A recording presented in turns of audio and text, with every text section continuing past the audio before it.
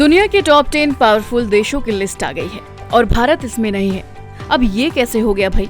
जिस देश की आबादी इतनी ज्यादा है, जिसकी अर्थव्यवस्था टॉप 5 में आती है, जिसकी सेना दुनिया की चौथी सबसे बड़ी है, उसको लिस्ट से बाहर कर दिया गया। क्या भारत इतना कमजोर है या फिर इस लिस्ट की खुद की विश्वसनीयता पर सवाल उठते हैं। दरअसल फोर्ब्स ने हाल ही में 2025 के लिए दुनिया के 10 सबसे शक्तिशाली देशों की लिस्ट जारी की है, जिसमें भारत को शामिल नहीं किया गया है।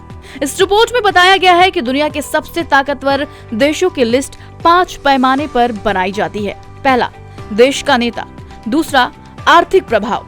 तीसरा, राजनीतिक प्रभाव। चौथा, अंतरराष्ट्रीय गठबंधन।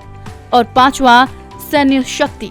अब मजे की बात देखिए, इन सभी में भारत की स्थिति काफी मजबूत है, फिर भी हमें 12वें नंबर पर धकेल दिया गया है।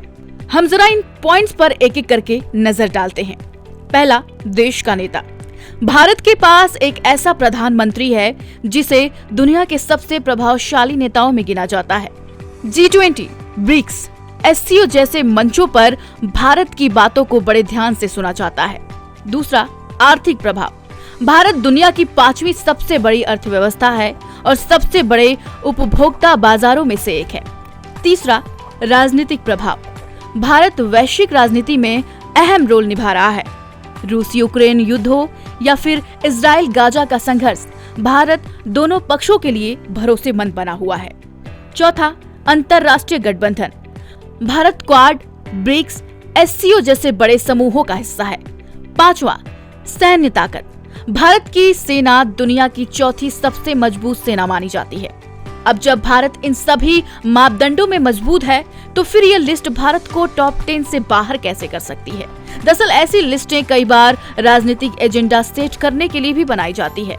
फोर्ब्स एक अमेरिकन बिजनेस और फाइनेंस मीडिया कंपनी है जो दुनिया भर के प्रमुख कंपनियों, व्यक्तित्वों और आर्थिक गतिविधियों पर रिपोर्टिंग करती है। इनमें अमेरिका टॉप पर है, क्योंकि अमेरिका ही इन रिपोर्ट्स का सबसे बड़ा फंडिंग नेशन है। साथ ही पश्चिमी देशों को ज्यादा तवज्जो दी गई है, क्योंकि उनकी मीडिया सबसे ज्यादा प्रभावशाली है। और भारत को कमजोर दिखाने की कोशिश इसलिए की ताकि हमारी पावर ग्रोथ पर नेगेटिव नैरेटिव बनाया जा सके।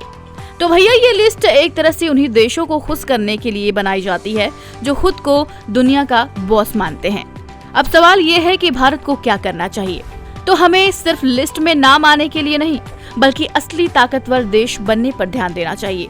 अर्थव्यवस्था को और मजबूत करना होगा, टेक्नोलॉजी में आत्मनिर्भर बनना होगा और सैन्य के क्षेत्र में बड़ा निवेश करना होगा। इंटरनेशनल मीडिया और एजेंसियों में अपनी पकड़ मजबूत करनी होगी ताकि भारत की सही छवि दुनिया के सामने आए।